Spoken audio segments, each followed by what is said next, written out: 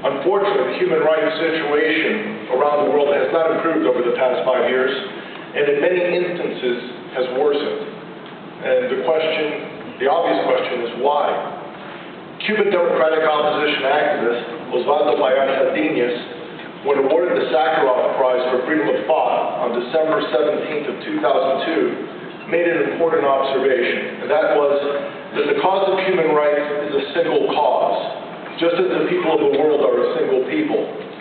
The talk today is of globalization, but we must state that unless there is global solidarity, not only human rights, but also the right to remain human will be jeopardized. I believe that the past decade has demonstrated the truth that he was right about that statement. Freedom House, in its 2013 report, Freedom in the World, documents the 7th consecutive year in which there have been more declines than gains in freedom worldwide. Worse still, the report demonstrates that there is a stepped-up campaign of persecution by dictators that specifically targeted civil society organizations and independent media. These have been years of challenge for human rights and democracy activists around the world. Listening to the testimony today in 2013 from journalists, human rights activists, and victims of rights violations in Cuba, Iran, Kazakhstan, Pakistan, Mauritania, Morocco, North Korea, Russia, Sudan, Syria, and Tibet should shock the conscience of any reasonable person. Elie Wiesel's aphorism, "For the dead and the living we must bear witness," has been put into practice over the course of these 5 summits, and especially today. Genocide, slavery, concentration camps, extrajudicial killings, brutalization of women, rape as a military weapon, and the silencing of dissenting voices is something that's taking place today, not just a sad, bizarre chapter of our past. At the same time, despite the horrors, there is cause for hope. During the first session this morning, Women's Rights, a Struggle for Human Dignity, I was struck by what Marina Namat, a former prisoner of conscience in Iran, who had been repeatedly tortured and raped, she made an observation that went to the heart of the challenge for human rights when she remarked that victimhood is not a perpetual state. A victim can become a torturer, and a torturer can become a victim. The tables can be turned.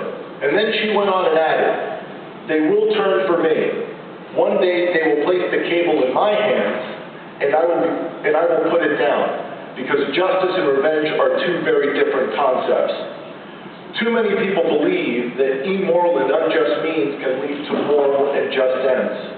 This is the key idea that, combined with the impulse for revenge, can lead a victim to become a torturer, in a cycle that generates greater levels of barbarism and inhumanity.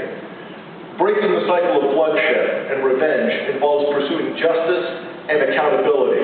In other words, ending impunity. To do this, the right for victims and their loved ones to know the truth is a fundamental concern to end impunity.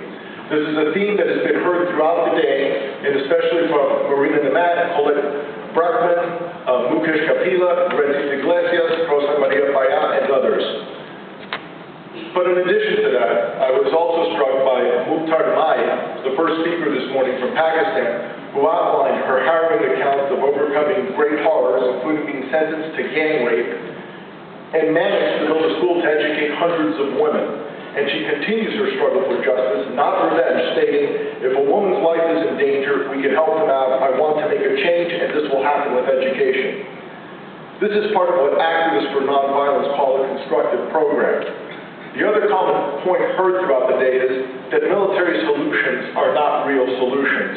Syrian activist Randa Kassis explained that in Syria, a military solution is not a real solution. There is only one real solution, that is a political solution.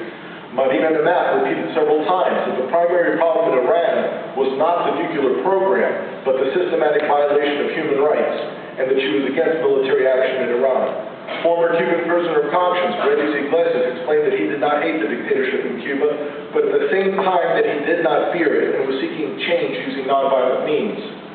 Rosa Maria Payá, whose father, Osvaldo Payá Sardinhas, died under very suspicious circumstances, along with Harold Cepero on July 22nd of 2012, recognized the commonality between the different activists who had spoken earlier in the day in favor of nonviolent change.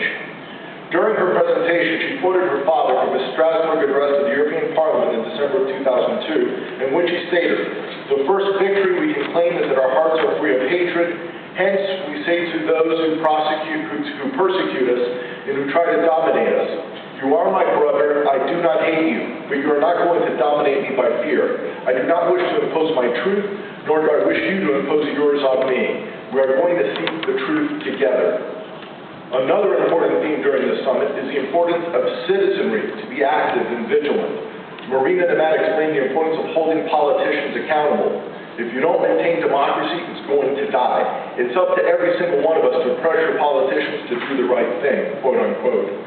Vicky Choyang of the Central Tibetan Administration called on free peoples to have the courage to stand and be the change we want to see happen. This leads inevitably to the need for freedom of expression and critical voices to expose injustice and hold the politicians accountable. The Moroccan blogger that we just heard, Qassem El Ghazali, outlined the importance of freedom of expression and of religion within the Islamic world and the challenges still faced in Morocco. Pyotr Versilov, the husband of Nadezhda Tolokonikova, apologies if I got it wrong, one of the jailed Pussy Riot musicians, also spoke about the madness of Putin's Russia and the absence of freedom of expression in Russia and the linkage of the Orthodox Church with the Russian authoritarian regime and the need to break that relationship.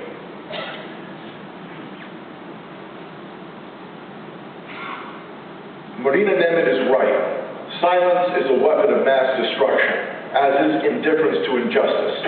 However, the opposite is also true. Making noise and denouncing injustice using nonviolent means and not succumbing to hate is a weapon of mass construction.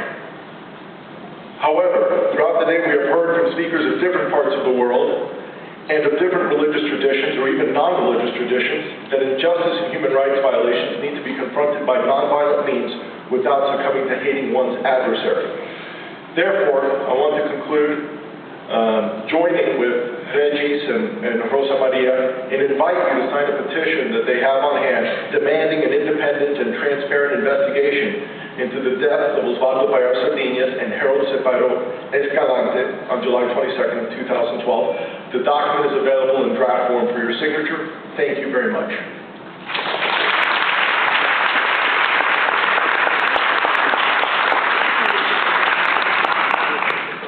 Thank you, John, for that compelling overview of the inspiring words and messages that we